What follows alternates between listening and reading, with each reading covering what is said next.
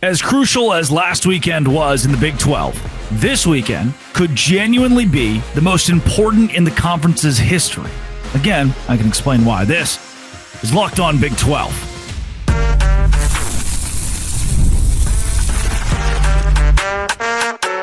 You are Locked On Big 12, your daily podcast on the Big 12 Conference. Part of the Locked On Podcast Network, your team every day.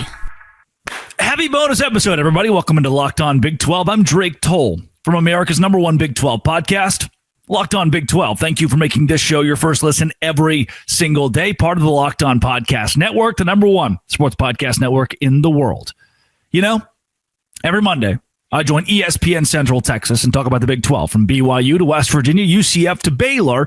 And I'm doing it again today. And my gain is your gain in a bonus episode of Locked On Big 12, where you get to hear a complete whip around from the conference, both last weekend and a preview of the upcoming weekend. Therefore, I thought, hey, why not? I'll just make this like an episode where you can all get your another like added dose of Big 12. So that's on tap. If you hit subscribe, I get to keep my job. Where will we start? Ward Whites and Jacob Bumpus of ESPN Central Texas. Where will we start?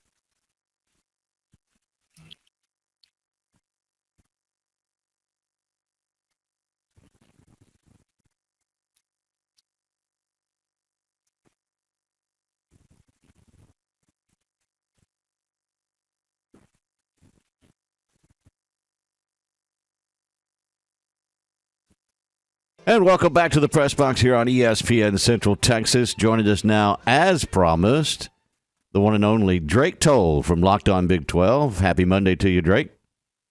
Oh, what a Monday, Ward. Little Dexy's Midnight Runners there. Come on, Eileen from Aaron Sexton getting creative. And how about those China Spring Cougars, man? What is there not to be excited about, right?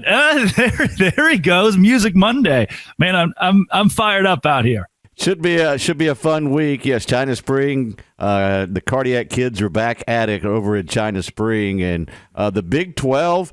Well, they're back at it as well. And Oklahoma State gave Kansas State all they wanted. Did you see that coming? Yeah, what a place to start. I mean, Kansas State this season has kind of been reeling. We heard from Chris Kleiman preseason. He said, look, how many schools would be lucky to win 8 or 9 games every year? And it's exactly what he's done. But that fan base wants progress. They want to compete for a national championship. They haven't had that opportunity under Chris Kleiman since their Big 12 championship win over TCU a couple of years ago. They've only regressed. And so seeing a game with such a close score, their fan base is becoming apoplectic, to use a 10-cent word. I just don't think that K-State's in a great spot right now when Avery Johnson and crew thought they were NFL caliber. And they believed they had multiple NFL caliber pieces offensively and defensively to only win against 1-9 Oklahoma State 14-6. This was a boring game, not fun for anybody involved. It was 7-6 at halftime. And I think Kansas State fans, they are as sad and apathetic, to use another 10-cent word, as you can be for a team that won the football game. And then Chris Kleiman goes to the podium post-game and says, look, we're just happy to have gotten a win in Stillwater. It's a very tough place to play. Ward, Oklahoma State hasn't won a home game since 2023. Yeah. Drake, so Arizona State just barely gets by West Virginia, but you look at their schedule left, they got Colorado and then Arizona. There's a probably pretty good chance that Arizona State can win out, and they're doing all this without their QB. Yeah, Jacob, you know what's awesome about Arizona State to me is they are a football team that's building a football program. Their losses this season, close loss on the road to an SEC opponent where it felt like they just slipped up and were unprepared. Their loss to Utah, they were without their starting quarterback and still trying to navigate that. And then they beat Texas Tech, the best team in the Big 12. You know, their loss to Houston. It's a good defensive team in the Houston Cougars. And now looking at an Arizona State team that should finish 9-3, a couple of losses that feel like they were close enough to be in those games and flip them to wins. They're 2 plays away from being 11-1 as I see it, because I do think they'll beat Colorado and Arizona. The country isn't talking enough about Arizona State. They are, again, not just a football team now, not just a flash in the pan, but a program. You see how they're able to win without an NFL starting quarterback and Sam Leavitt manning the show and running the ship. Instead, they had to readjust with Jeff Sims, who has the full confidence of his head coach in Kenny Dillingham. He said, this is an NFL caliber quarterback who we're putting in right now, and we trust him. And that trust has gone a long way. They've now won 2 straight. They've won 3 of their last 4. They get a Colorado team that's reeling this week. They should cover the 7.5-point spread. Then they play Arizona in a home game late at night on Fox.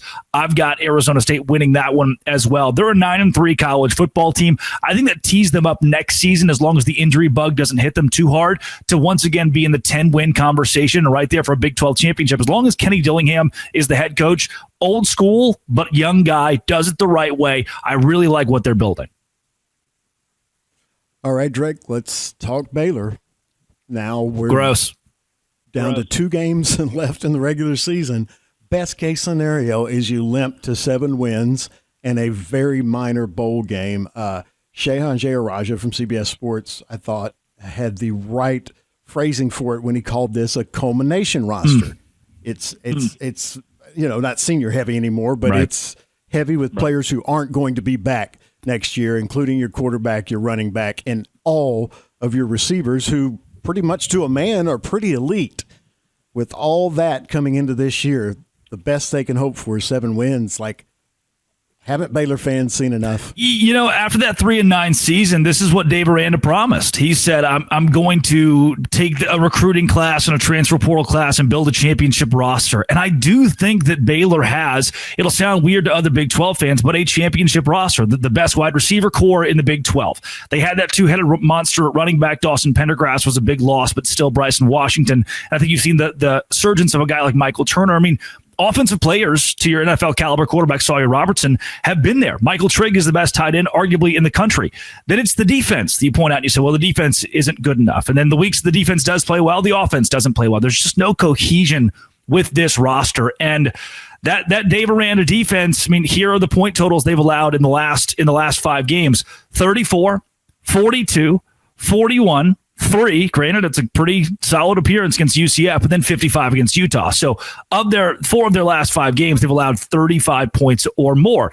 That's not the defense that you were promised under head coach Dave Aranda, and it's not, again, the culmination of what should be a culmination roster that wins a Big 12 championship or competes at the top. There were ESPN analysts that had Baylor winning the Big 12 and going to the college football playoff. And now, best case scenario, which I do not think they get to, they will finish 7-5. I do think there's a very clear path for them to go 5-7. They will not be favored against Arizona. I don't know that they'll be favored against Houston either.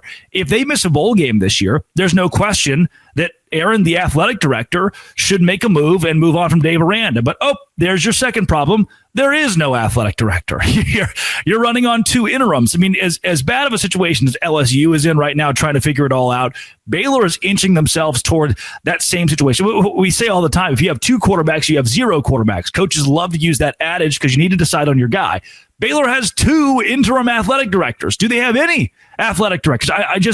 I don't think this current situation for the Bears is positive at all. It's as messy as it's been in a decade. And if you're a Baylor fan, what I would say, so I'm going to take off the analyst hat for a second and just be a Baylor alum, a guy who wants Baylor to win because I went there. I mean, everybody has some sort of love for their alma mater and a want for them to win. I do when it comes to Baylor. With my fan hat, I'm asking, what is there for me to be excited about? Give me one thing as a Baylor fan right now to be excited about the future, about the present, about something, about the head coach, about the AD, the administration, something. And I just don't see anything right now.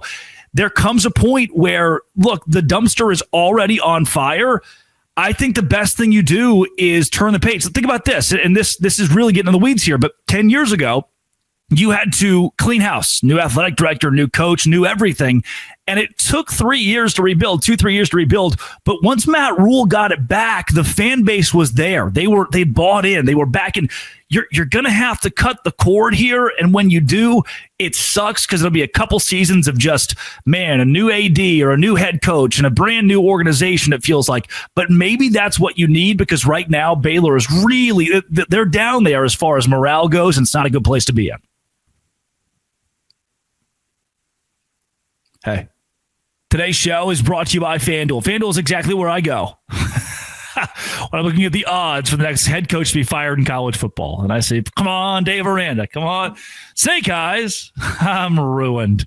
FanDuel is actually where I go to bet on the NBA. And the NBA is back. There's no better place to get in on the action than FanDuel, the official sports betting partner of the NBA. Even if you missed the start of the game or want to ride the hot hand, FanDuel has live bets on everything from who will score next to fourth quarter comebacks. It keeps every game exciting. Right now, FanDuel is giving new customers $300 in bonus bets when your first $5 bet wins. Head to FanDuel.com to sign up and play your game with FanDuel, the official sports betting partner of the NBA. Is FanDuel. Texas Tech gets another big win over UCF, 48-9, and Rodriguez gets put in a wildcat position, scores a touchdown, gets an interception in the same game. First time that's happened in the Big 12 in a very long time, and first time it's happened in college football in a long time. Should he get an invite to New York at least, and is he one of the best players in college football or the best player in college football right now? He's certainly the best defensive player in all of football, and it's really not close. Let me give you a couple stats here to compare him to 2012 Manti Te'o. Through these 11 games, this comes from Gamblin' Gauchos on Twitter, put these two together.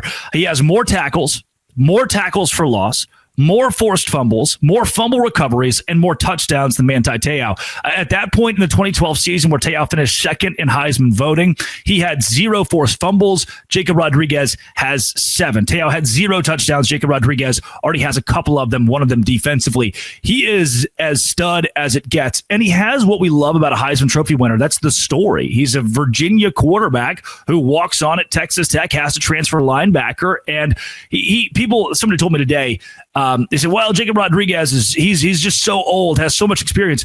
Man, he's a fifth-year guy.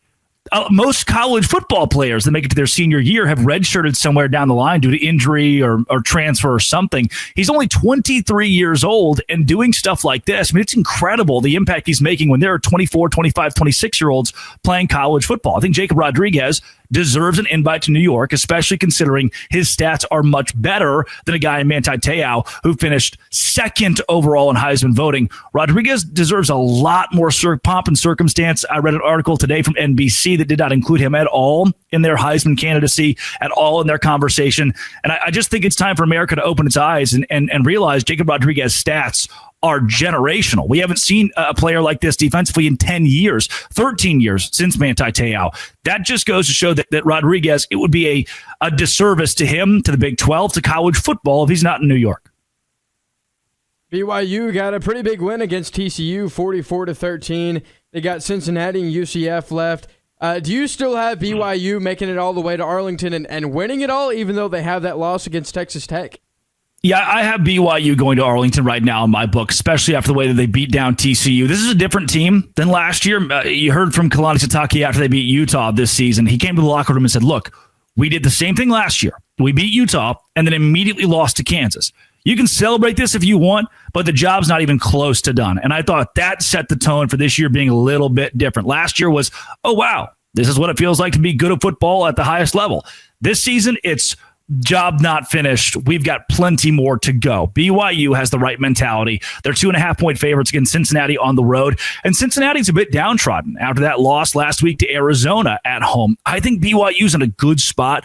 I do have them in Arlington. If you are Brett Yormark, your rooting interest lies here. Last year we learned with the College Football Playoff Committee, they cannot drop you out of the top 12 if you lose your conference championship game. Hello, SMU. So if BYU and Texas Tech play in Arlington, and let's say the date of that game, BYU is number 10 in the country, Texas Tech is number 5 in the country. If BYU wins that game, there's a very good chance that we see Texas Tech fall to, say, number 7 and BYU jump to a spot like 6, or say Texas Tech at 8 and BYU at 7, at which point the Big 12 would have 2 on-campus home games for the college football playoff. I think that is a best-case scenario if you're Brett Yormark, to get multiple teams in, because we know Texas Tech is an at-large. They have the respect of the nation. They've blown everybody out. Their defense is national championship caliber. If you're the Big 12, you likely want the underdog against Texas Tech to win the conference title so they have an automatic berth to the college football playoff. From there, you have multiple chances to win a national championship. I've got BYU in that conversation. Now, can they upset Texas Tech? I don't think so right now. Good job. Today's show is brought to you by GameTime. Bet you didn't see that coming, did you? Well, it is. GameTime's where I go, man. I'm like, hey, I want to go see the Baylor Bears play. And yeah, man, they're practically giving out those tickets. They're trying to get anybody and everybody there. So that's why I can go to GameTime. And sometimes, genuinely, I can go look at the Baylor Bear football tickets, GameTime. Pull it up, boop, boop. Tickets as low as $25. Yep. That's why I use GameTime. The app gives you the advantage, and it gives the advantage back to the fans. I can even go in and pick a zone deal, pick the section. GameTime picks the seats. You save big. Take the guesswork out of buying college football tickets with GameTime. Download the GameTime app. Create an account. Use code LOCKEDONCollege for $20 off your first purchase. Terms apply. Again, promo code LOCKEDONCollege for $20 off. Swipe, tap, ticket, go. Download GameTime. Do it today. That's GameTime. Drake Toll, Locked On Big 12, with us in the press box here on ESPN Central Texas. Drake, what's the biggest game in the Big 12 this weekend, or the most intriguing game in your mind this weekend? Yeah, I said it last weekend. That was one of the best weekends of Big 12 football in the conference's history. And people will balk at that statement and say that it's hyperbolic. But if you think about the way that Texas Tech throttled UCF, BYU throttled TCU, and Utah throttled Baylor, we now have 3 teams squarely in the conversation for a national championship. That's never been the case. And the reason it's never been a case is because there's never been a 12-team playoff until last season. But now with 3 schools that are all vying for a spot, those are the teams that I look at. I need Utah to win this week by 30 points against Kansas State to further prove this is real. This Utah team is legit, and they are going to be a force to reckon with for the rest of the year and a possible playoff team. I need BYU to win at Cincinnati by as many points as humanly possible, 28, 35, somewhere in that category, to showcase that, hey, man, the Big 12 is still really good. I need Arizona State to win against Colorado by 30 points because Utah has a 32-point win against the Sun Devils. What's all kind of working together here is the Big 12 having these teams at the top of the league, BYU right now, Utah and Texas Tech, who have beaten other good Big 12 teams like Arizona State, like Houston. That's what you need to hang your hat on. So I'm really looking at the BYU-Cincinnati game, hoping the Cougars win by a lot, and the Utah-Kansas State game, hoping the Utes win by a lot. That's what's going to be key for this league moving forward. You need your best teams to keep winning to better position themselves for the college football playoff. If Utah wins by 3 against a struggling Kansas State, or BYU loses to Cincinnati, that's a doomsday scenario for this conference. Going back to Baylor, and as hard as this season has been and how bad that game against Utah has been, you look at a guy like Josh Cameron, the story that he's had in his football career, and he's up for the Burlsworth Trophy as well for a walk-on, put up 165 yards and 2 touchdowns against Utah. Got to think, that's one thing to look at, one good thing to look at for Baylor, and just got to root on a guy like that has an incredible story in his college football career. Yeah, I hope Josh Cameron is an NFL wide receiver. He is NFL caliber in my book, and certainly should be in that conversation at the end of this season. He's a guy that's stuck with this football team and has been invaluable to what Baylor's doing, invaluable to the mission, invaluable to Dave Aranda. When he came to Baylor in 2022, that was a football team that went 6-7. They lost in TCU Stadium in the Armed Forces Bowl. After that, they go 3-9. And Josh Cameron, he holds on. He trusts the process. Last season, 8-win year, thanks to Josh Cameron putting up 750 yards. And then this year, man, just disappointing wins and losses for a guy that is Baylor through and through and doesn't get enough conversation when we talk about the Big 12. Josh Cameron's a story that everybody should know because he, at any point in time this last offseason, could have transferred to a major university or a university, I should say, with better national championship implications, and he didn't do it. He's stuck with the Bears, and his mom is the salt of the earth as well. It's a great family. It's a great story. I think Josh Cameron is a Baylor Bear legend, and I just wish he would have gotten more wins in his career under his belt based on the team around him. But the infrastructure hasn't been there for a guy like Josh Cameron, who is, again, the ultimate Baylor Bear, to win those games at the highest level. My hat goes off to a kid that bought into a university, didn't want to transfer. He has that walk-on story where he certainly should be up there for the Burlsworth Award. Josh Cameron is a stud. He's the definition of the word, and I could wax poetic all day about a kid that deserves every bit of the love coming his way and should certainly be on an NFL roster next season. Drake Toll, Locked On Big 12, with us here on the press box on ESPN Central Texas. Drake, where they can find you?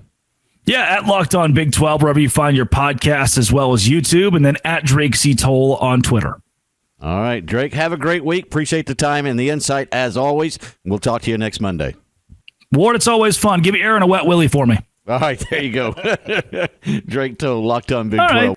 Was that fun? See, that was fun, right? I don't know. I just thought I'd throw that out for you guys. I mean, I'll probably do it next week, too, if you liked it. This has been and always will be Locked On. Thanks for making it your first listen every single day. Dose Grande.